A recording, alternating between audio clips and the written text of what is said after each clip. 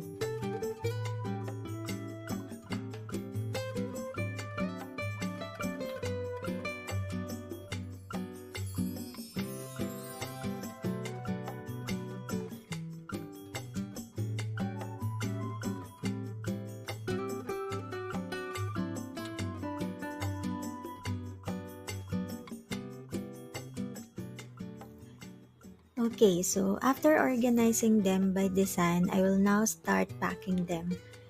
So I have these cards that I use as a background for each keychain. And the designs, I just grabbed them from Pinterest and then printed them out myself. So what I do is punch holes in each card and insert the straps of the keychains through them. And then I also secured the back with washi tape to make sure the keychains won't fall off when I put them in the pouch. As for my pouch, I use this OPP plastic. So this is the same type that I use for my phone charms. It's a bit long, but the width is just right for my keychains. So, I actually bought separate plastic for this, but it turned out to be too short. And the keychains would bend and it wouldn't really look nice. So I decided to just use the plastic that I'm using for my phone charms. And there you have it, one down, 49 to go. So I'll just repeat the same steps for these designs. And yeah, enough talking and let's pack the rest of them.